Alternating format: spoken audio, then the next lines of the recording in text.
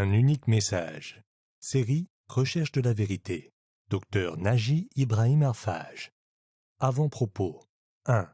Quel est cet unique message? 2. Qu'en dit la Bible? 3. Qu'en dit le Coran? 4. Qu'en dites-vous? Entrons dans le vif du sujet. Depuis la création d'Adam jusqu'à nos jours, un seul et même message a été successivement communiqué aux différents peuples tout au long de l'histoire de l'humanité. Ainsi, afin de le rappeler aux gens et de les ramener sur le droit chemin, beaucoup de prophètes et de messagers parmi lesquels Adam, Noé, Abraham, Moïse, Jésus et Mohammed furent envoyés par le seul vrai Dieu pour transmettre ce message. Le vrai Dieu est unique. N'adorez que lui et observez ses commandements. Le vrai Dieu, le Créateur, envoya Adam pour transmettre que Dieu est un. Noé, Dieu est un.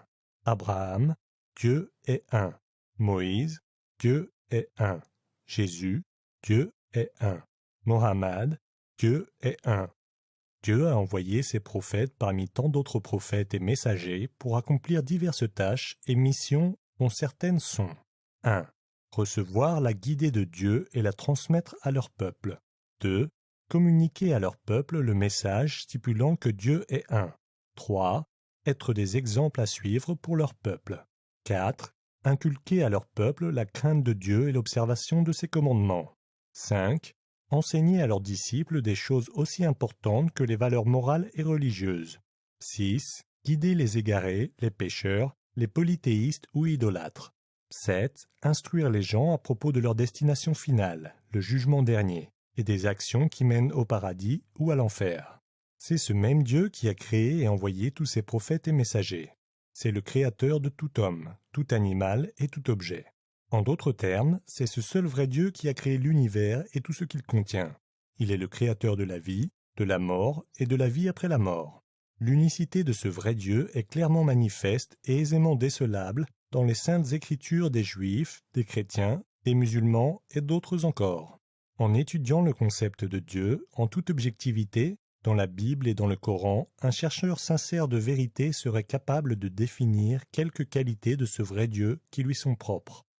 Quelques-unes des qualités distinguant cet unique vrai Dieu des autres prétendus dieux sont: ce seul vrai Dieu est créateur et non créé. Ce seul vrai Dieu est un et non trois ou plus. Il n'a pas d'associé. Ce seul vrai Dieu est invisible. Nul ne peut le voir dans cette vie, mais le pourra dans l'autre vie. Ce seul vrai Dieu est éternel. Il est immortel et immuable.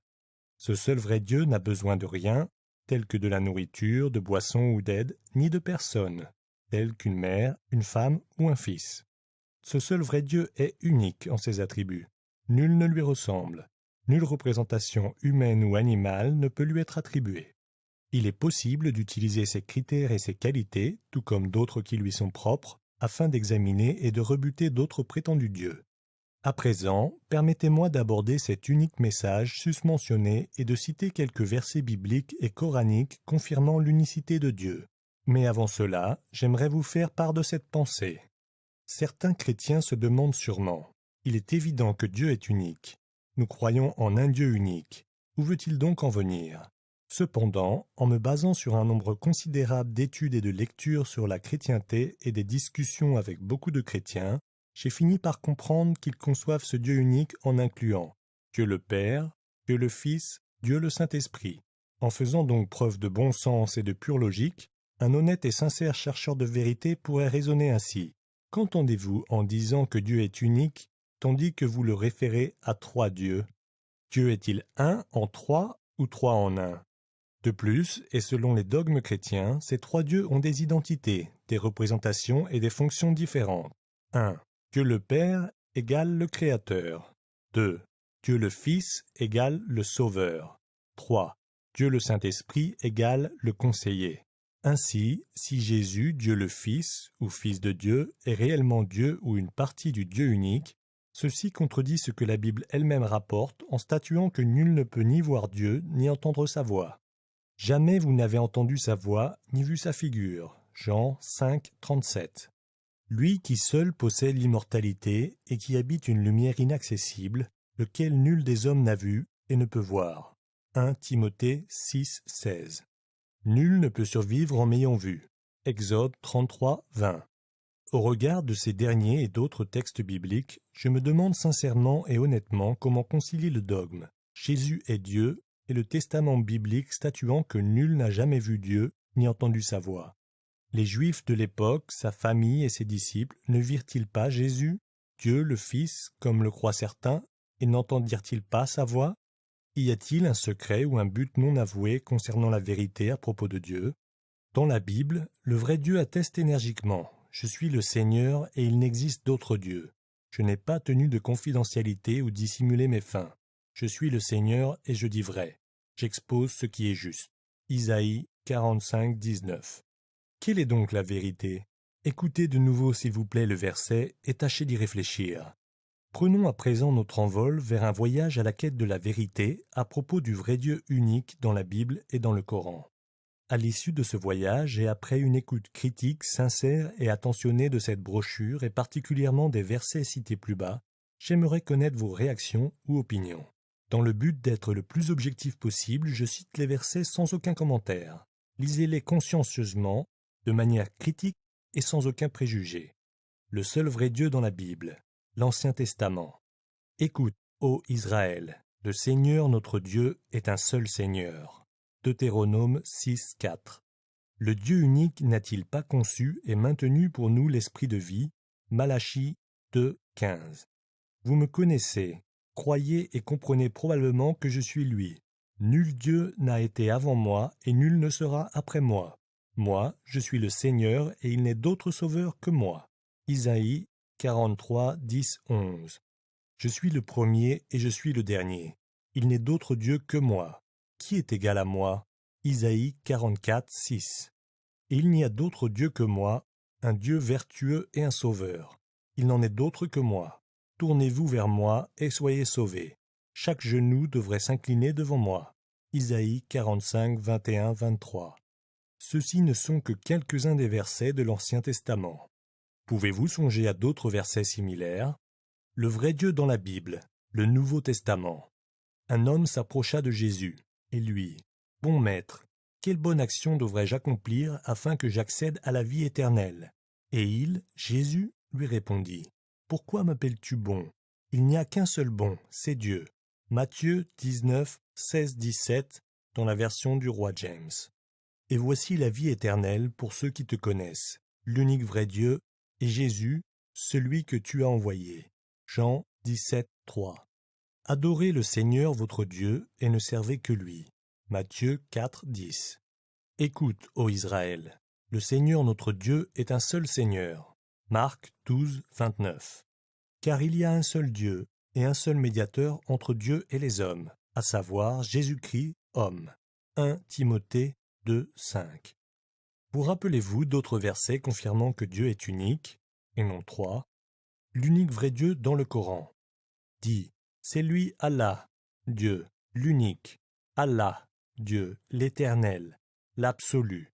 Il n'est pas engendré et il n'engendre pas, et nul ne lui ressemble. » 112, 1, 4. Point de divinité en dehors de moi. Adorez-moi donc. 21, 25. Ce sont certes des mécréants ceux qui disent en vérité Allah, Dieu, est le troisième de trois, alors qu'il n'y a de divinité qu'une divinité unique. S'ils ne cessent de le dire, ce blasphème, certes un châtiment douloureux touchera les mécréants d'entre eux. 5, 73. Y a-t-il donc une divinité avec Allah, Dieu? Non, mais la plupart d'entre eux ne savent pas. 27, 61. Y a-t-il donc une divinité avec Allah, Dieu? Allah, Dieu, est très élevé au-dessus de ce qui lui associe. 27, 63. Y a-t-il donc une divinité avec Allah, Dieu? Dit, apportez votre preuve, si vous êtes véridique. 27, 64. En effet, ce message concernant l'unicité de Dieu, Tawhid en arabe, est le thème essentiel du Coran. Conclusion. Ces versets, tout comme des centaines d'autres éléments de preuve dans la Bible et dans le Coran, confirment cet unique et éternel message. Le vrai Dieu est unique. Tournez-vous vers moi et soyez sauvés, ô gens du monde entier. Je suis le seul Dieu qui existe. Isaïe 45, 22. Non seulement la Bible affirme que Dieu est unique, mais elle révèle aussi que le vrai Dieu, le Créateur, est le seul Sauveur. Avant moi, nul Dieu ne fut, et nul autre ne sera après moi. Moi, je suis le Seigneur, et il n'est de Sauveur en dehors de moi. Isaïe 43, 10, 11. En conséquence, selon cette affirmation, tout autre prétendu Dieu ou divinité comme Jésus, le Saint-Esprit, Brahma, Vishnu, Shiva, Krishna ou Bouddha ne sont ni des dieux ni des manifestations de l'unique vrai Dieu. C'est à cause de telles fausses croyances que le peuple juif a adoré d'autres dieux. La colère du Seigneur éclata contre eux. Nombre 25, 3. De même que Moïse détruisit le veau d'or. D'autre part, les Esséniens, une communauté chrétienne unitariste des premiers temps, ont enduré tortures et persécutions parce qu'ils refusèrent d'échanger les enseignements monothéistes de Jésus pour l'innovation de la Trinité introduite par Paul. En résumé, tous les prophètes de Dieu, y compris Adam, Noé, Abraham, Moïse, Jésus et Mohammed, furent envoyés par le même Dieu, le Créateur, afin de transmettre le même message. Le vrai Dieu est unique. N'adorez que lui et observez ses commandements. Ces prophètes et messagers ayant prêché le même message, leur religion doit être la même. Quelle est donc la religion de ces prophètes et messagers? La soumission à la volonté de Dieu est l'essence du message de ces prophètes. Ce mot « soumission » se traduit par « islam » en arabe. Le Coran affirme que l'islam est la religion de tous les prophètes et messagers de Dieu. Ce fait coranique est aussi décelable dans la Bible elle-même. Et ceci sera abordé dans une prochaine brochure, si Dieu le veut. En fin de compte, pour obtenir le salut, nous devons recevoir et croire au message susmentionné de notre plein gré et de tout notre cœur. Cependant, s'arrêter à cela n'est pas suffisant. Nous devons aussi croire à tous les autres prophètes de Dieu, y compris Mohammed, et suivre leurs vrais enseignements et marcher sur leurs traces. Telle est la voie d'une vie heureuse et éternelle. En conclusion, si vous êtes un sincère chercheur de vérité et un amoureux du salut, il se pourrait que vous arriviez à prendre ceci en considération, et ce, dès maintenant, avant qu'il ne soit trop tard. Avant la mort, c'est peut-être bientôt, qui sait.